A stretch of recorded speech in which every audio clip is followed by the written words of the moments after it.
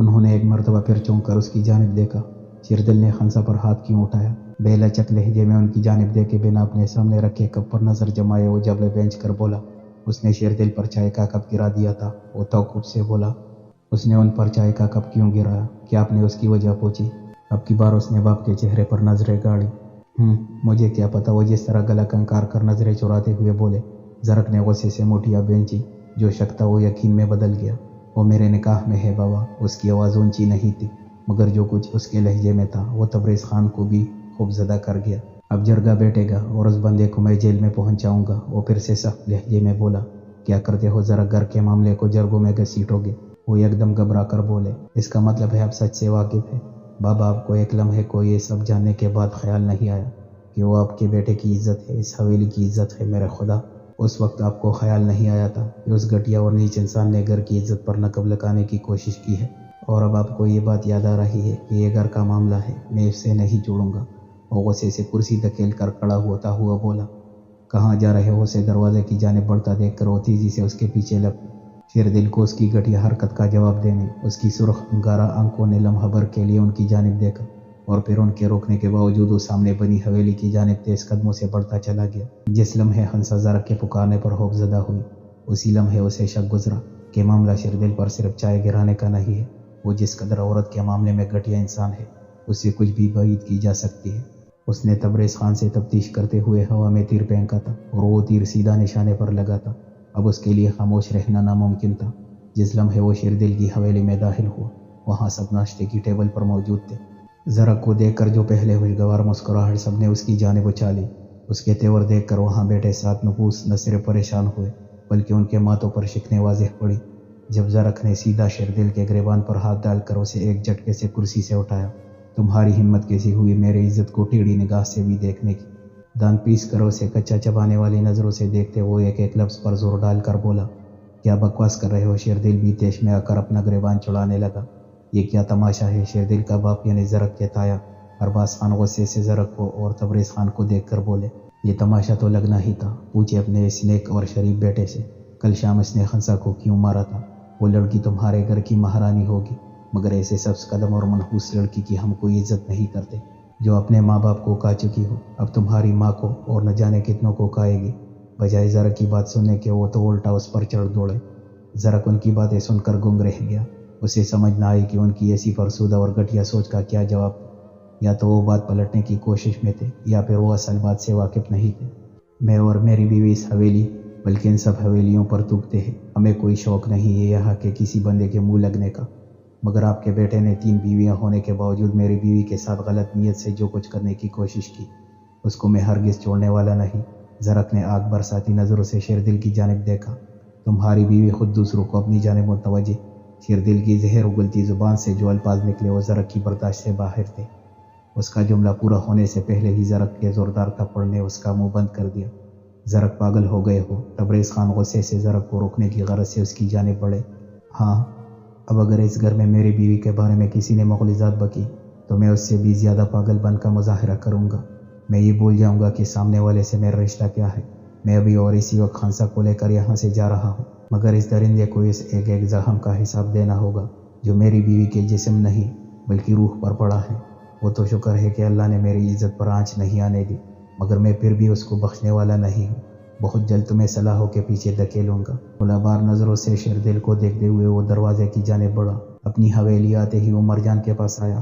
خنسا کی طبیعت کیسی ہے؟ اب سنجیدہ لہجے میں پوچھے جانے والے سوال سے زیادہ لہجے نے مرجان کو چونکایا۔ بہتر ہے لالا، کیوں خیریت؟ نہیں، تم میرے ساتھ شہر چل رہی ہو اور خنسا بھی اکیلے وہ اس وقت میرے ساتھ جانے کی پوزیشن میں نہیں، لہٰذا تمہیں میرے ساتھ جانا ہوگا۔ عزت برے انداز میں اسے حکم دیتا وہ اپنے کمرے کی جانب بڑھا۔ ابھی وہ گاڑی کی چابی اور والیٹ اٹھا ہی رہا تھا کہ واش روم کا دروازہ کھول کر خنسا باہر آئی، مگر اسے کمرے میں موجود دیکھ کر وہی ٹٹک کر رہ گئی۔ کیسی طبیعت ہے اب؟ ہلکی سی دوستانہ مسکراہٹ چہرے پر سجائے اس کی جانب بڑھا۔ خنسا، میں آپ سے پوچھ رہا ہوں۔ اسے ہنوز خاموش دیکھ کر اس نے پھر سے بات کرنے پر اکسایا۔ خنسا نظریں نیچے جھکائے ہاتھوں کی انگلیاں مروڑنے لگی۔ آپ میرے ساتھ شہر چلو گی؟ اسی لہجے میں پھر سے سوال کیا۔ خنسا نے بے اختیار نفی میں سر ہلایا۔ مرجان بھی ساتھ جا رہی ہے؟ اس کی اطلاع دینے پر اس نے اپنی حیرت بھری نظریں اس کے چہرے پر مرکوز کی۔ اب چلو گی؟ اس نے اب کی بار پھر سے وہی سوال دہرایا۔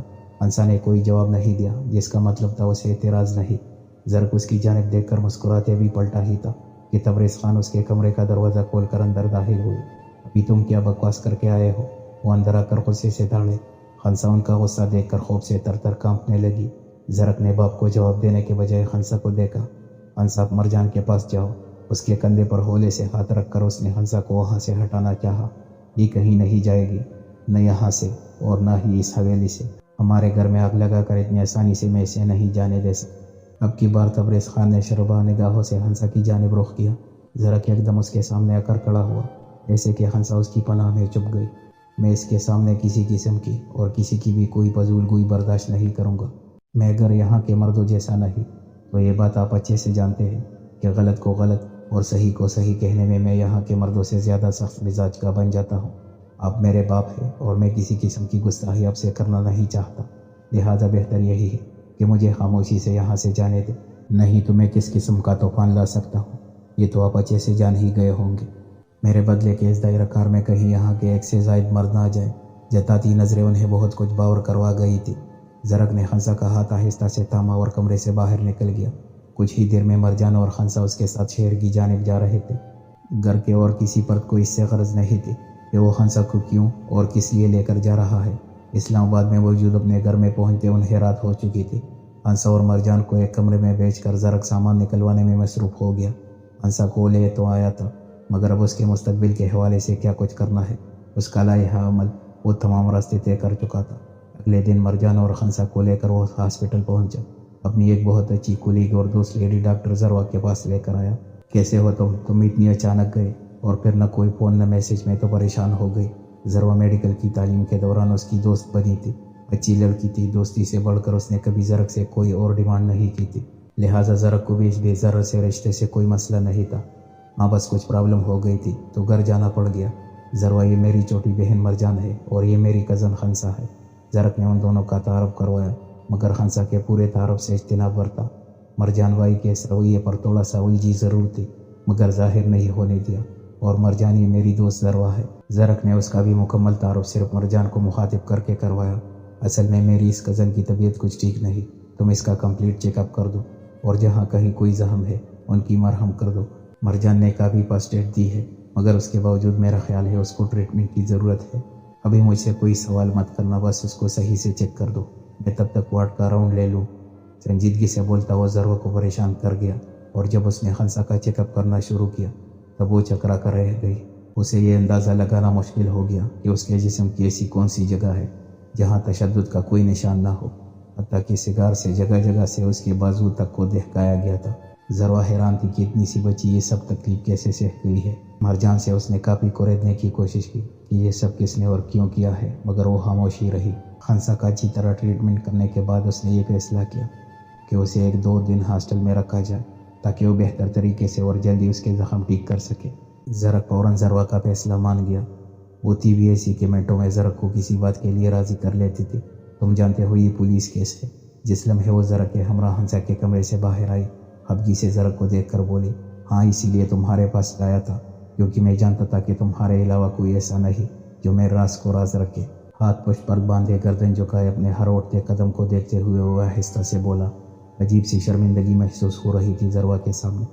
किस बेदर्दी से उसे पीटा गया है, किसने किया है? ज़रक, तुम तो नहीं हो सकते ना। ज़रक ने नज़र उठाकर उसकी जानिब देखा, जिसकी नज़रों में एक अजीब सा एहसास था। न जाने बेयकीनी थी या आस कि उसके सवाल का जवाब नहीं में ही मौसूल हो।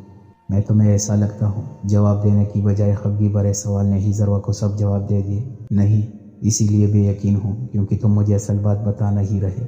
हल्की सी मुस्कुराहट और इत्मीनान भरे अंदाज में उसके सामने कॉरिडोर में रुकते हुए वो बोले, मेरे एक कज़न ने, जो कि हंसा से शादी का ख्वाहिशमंद था, न जाने क्यों, शायद बेटे की आस में जो पहले 3 बीवियाँ उसे नहीं दे सकी, और वो जाहिल उस बात को मानने से इनकारी है कि औलाद मर्द के नसीब से होती है।